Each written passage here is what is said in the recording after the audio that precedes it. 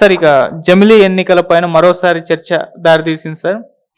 Cabinet అయితే ఆమోదం తెలిపింది. కొన్ని పార్టీలు సుముఖత వ్యక్తం చేస్తే కొంతమంది చేయట్లేదు. ఇంకొంతమంది మౌనంగా ఉన్నారు. జమిలీ ఎన్నికల పైన మీ ఒపీనియన్ ఏంటి సార్? అంటే జరగడం ఓకేనా?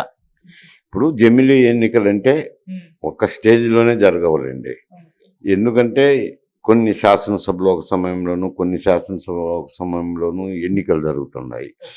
అవి కొంచెం రాజ్యాంగానికి సవరణలు చేయాల్సింది ఉంటుంది. సవరణ ఏమిట్రా అంటే జనరల్గా ఒక ప్రభుత్వం కూలిపోయింది అనుకోండి, ఒక రాష్ట్ర ప్రభుత్వం ఎన్నికైన 2 సంవత్సరాలకే వివిధ కారణాల వల్ల కూలిపోతుంది. 2 సంవత్సరాలు కూలిపోయినప్పుడు ఎన్నికలు జరుగుతున్నాయి కదా. ప్రస్తుత విధానంలో అయితే కనుక 5 సంవత్సరాలకు జరుగుతున్నారు. ఇప్పుడు దాని చట్టం సవరించి రిమైనింగ్ పీరియడ్కి అంటే మిగతా 3 సంవత్సరాలకి జరిపితే అన్నీ ఒకటే మారు వచ్చేదానికి ఎన్నికలకు అవకాశం ఉంటుంది. అడ్జస్ట్మెంట్ కూడా చేయాల్సింది ఉంటుంది. ఒకవేళ ఒక సంవత్సరం ముందర, ఇప్పుడు తెలంగాణ తీసుకుంటే 6 మాసాలు 7 మాసాల ముందర ఈ శాసనసభ ఎన్నికలు జరుగుతున్నాయి, తర్వాత పార్లమెంట్. అటువంటిది ఒక 6 నెలలు వాళ్ళను పొడిగించేదానికి ఒక చట్టం సవరణ చేయాల్సింది ఉంటుంది. 6 నెలల ముందర, సంవత్సరం ముందర ఎన్నికలు వస్తాయంటే ఆ సంవత్సరం కూడా ఏదో అధ్యక్ష తరహా పాలన పెట్టి, గవర్నర్ పరిపాలన పెట్టి మళ్ళా ఒకటే మారు పార్లమెంట్తో పాటు ఎన్నికలు జరిపే విధానాన్ని అమలు చేయాల్సింది అని కొంచెం చట్టాలు సవరణ చేసి ఒకటే మారు ఎన్నికలు జరిగినాయి అనుకోండి, అది ఒక 2-3 స్టేజీల్లో ఒకటే మారు జరిగేదానికి అవకాశం వస్తుంది. జరిగిన తర్వాత కూడా ప్రభుత్వాలు బయటపోయినప్పుడు ఏం చర్యలు తీసుకోవాలంటే 2 సంవత్సరాలకే పడిపోతే మిగతా రిమైనింగ్ 3 సంవత్సరాలకు జరపడము, ఒక 6 మాసాల ముందు పడిపోతే గవర్నర్ ఇటువంటి చట్టాలు సవరణ చేసినప్పుడు అన్ని ఎన్నికలు ఒకటే మారు జరుగుతాయి. అన్ని ఎన్నికలు ఒకటే మారు జరిగితే అది ఏమవుతుంది అని అంటే రేపు పొద్దున అడ్మినిస్ట్రేషన్కు ఇబ్బంది లేకుండా ఉంటుంది. పరిపాలనకు 5 సంవత్సరాలు సాఫీగా పరిపాలన జరుగుతుంది. ఇప్పుడు ఈ దేశంలో ఎక్కడో ఒక చోట ఏదో ఎన్నిక జరగటము, ఆ ఎన్నికల ప్రసరణం అంతా 2 మాసాలు 3 మాసాలు ఉంటుంది. దేశం దృష్టి అంతా ఎన్నికల వైపే ఉంటుంది. ఇప్పుడు హర్యానా, తర్వాత మహారాష్ట్ర, కొన్ని 2-3 రాష్ట్రాలకు జరుగుతాయి. ఇప్పుడు దేశం దృష్టి అంతా ఆ ఎన్నికల ప్రసరణం మీదనే దృష్టి కేంద్రీకరించబడుతుంది. అటు కేంద్ర ప్రభుత్వం కానీ అటు రాష్ట్ర ప్రభుత్వాలు కానీ ఏం జరుగుతుంది, ఎట్లా ఉంది అని అటు దృష్టి కేంద్రీకరించడం వల్ల పరిపాలనకు కొంచెం ఇబ్బంది జరుగుతుంది. అందువల్ల జమిలీ ఎన్నికలు మంచిదే. ఎందుకంటే ఎవరైనా వ్యతిరేకించవచ్చు, కాదనలేము అనుకో, ఆ పార్టీ అభిప్రాయాలు.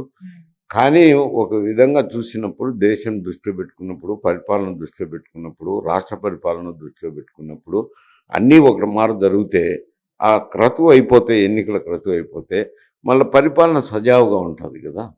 అభివృద్ధి కార్యక్రమాల పట్ల అయితేనేమి, సంక్షేమ కార్యక్రమాల పట్ల అయితేనేమి ప్రభుత్వాలు దృష్టి సారించేదానికి దృష్టి పెట్టి చేయటానికి ఒక 5 సంవత్సరాల కాలం ఉంటుంది. ఇప్పుడు ఏమవుతుంది అంటే ఇప్పుడు ఈ దేశంలో ఎక్కడో చోట ఎన్నిక జరుగుతుంటే రాజకీయ పార్టీలన్నీ అటువైపు దృష్టి కేంద్రీకరిస్తూ ఉంటారు. కానీ ఇప్పుడు సార్ మీరు అన్నట్టు హర్యానా, మహారాష్ట్ర, మళ్ళీ 2026లో తమిళనాడులో ఎలక్షన్స్ ఉన్నాయి. ఇవి 2029లో అంటున్నారు మరి జమిలీ ఎన్నికలు. అప్పుడు వస్తే కానీ ఇవి 2-3 సంవత్సరాల పాలనలో ఉంటాయి. అవి వాటికైతే నష్టం జరిగే అవకాశం ఉంది. ఎట్లా ఇంకొక స్టేజ్లో చేస్తారంటే ఒకటే స్టేజ్లో చేయరు.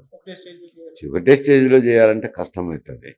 ఇప్పుడు హర్యానా ఇవి జరుగుతాయి, మధ్యలో వచ్చినాయి అంటే ఇంకా ఒక 4 సంవత్సరాలు ఉంటుంది అన్నమాట. 4 సంవత్సరాల తర్వాత కొంచెం ఒక 6 మాసాలు ముందుకు జరిపేసుకోవచ్చు. దానికి ఏం ఇబ్బంది ఉంది? ఇబ్బంది లేదు కదా. మరీ పూర్తి కాలం అంటే బాధపడుతుంది. చట్టాలు సవరణ చేయాల. ఇప్పుడు ఈ జమిలీ ఎన్నికలు ఒక మారు జరుగుతాయి. జరిగినాక రాష్ట్ర ప్రభుత్వాల్లో వివిధ కారణాల వల్ల పడిపోయినప్పుడు సంవత్సరానికే పడిపోయింది అనుకోండి, ఆ రిమైనింగ్ పీరియడ్ జరపాల్సింది 4 సంవత్సరాలకి ఎన్నిక జరపాల్సింది ఉంటుంది. ఒకవేళ ఒక 6 మాసాలు ముందర పడిపోయినాయి అనుకోండి, సంవత్సరం ముందర పడిపోతే అక్కడ గవర్నర్ పరిపాలన పెట్టాల్సి, అట్లా కొన్ని చట్టాలు సవరించాలి. సవరించి 2-3 స్టేజీల్లో జమిలీ ఎన్నికలకు సిద్ధమవుతుంది దేశం.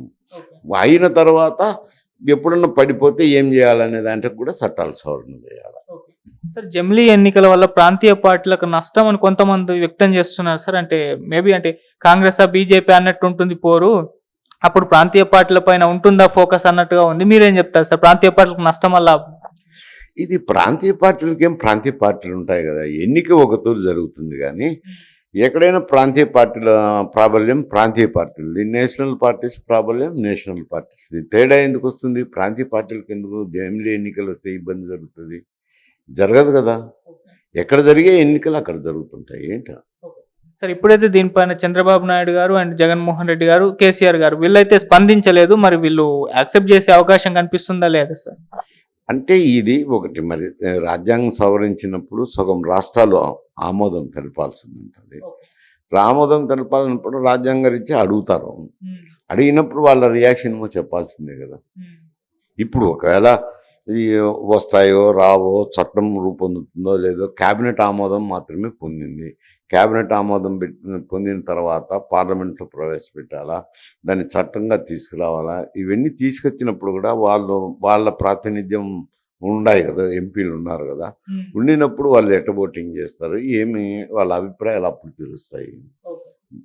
ఇప్పుడైతే రేవంత్ రెడ్డి గారు ఇక్కడైతే ఆయన విమర్శించేశారు, జమిలీ ఎన్నికల పేరుతో బీజేపీ ఒక కుట్రకు పాల్పడుతుంది, వీటిని మనం యాక్సెప్ట్ చేయొద్దు, మనం అంతా ఏకదాటి మీద ఉందామని చెప్పేసి ఆయన ఏదో ఆయన తరహాలో చెప్పారు సార్. మరి ఆయన ఉద్దేశం మీ ఒపీనియన్?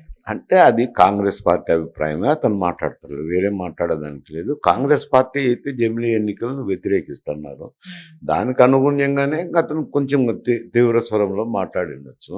కానీ వ్యతిరేకించాల్సిన అవసరం లేదు అంటారు. నా పర్సనల్ అభిప్రాయం అడిగితే నేను చెప్పేది ఏమిటంటే, అది వ్యతిరేకించాల్సిన అవసరం లేదు. ఎవరికైనా, కాంగ్రెస్ పార్టీకైనా, బీజేపీకైనా,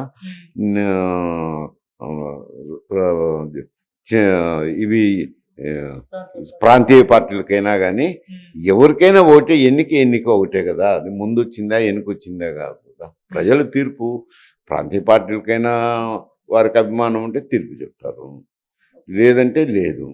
ఈ జమిలీ ఎన్నికల వల్ల ప్రాంతీయ పార్టీలకు నష్టం జరుగుతుందని అనుకోవడం పొరపాటే. కాంగ్రెస్ పార్టీ కూడా తమకు నష్టం అని అనుకోవడం పొరపాటే అంటారు.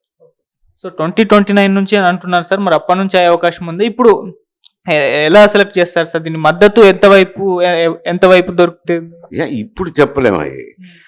వాళ్ళు జమిలీ ఎన్నికలకు క్యాబినెట్ ఆమోదం తెలిపినారు, అవి పార్లమెంట్లోకి రావాలా.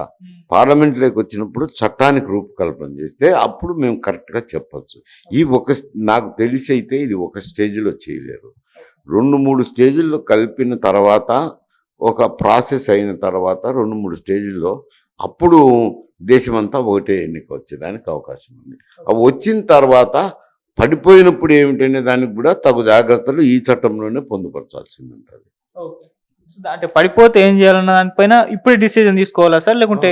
ఇప్పుడే డెసిషన్ తీసుకోవాలి. ఎందుకంటే ఇప్పుడు 2-3 స్టేజీల్లో కష్టపడి ఒకటే ఎన్నిక జరుపుతారు, రాష్ట్రాలకు కానీ దేశానికి కానీ. జరిపినాక మళ్ళీ పడిపో అనేది గ్యారెంటీ ఏమిటి? ప్రాంతీయ పార్టీలు ఉన్న చోట ఏదో విషయాలు వచ్చి వివిధ కారణాలతో పడిపోవచ్చు.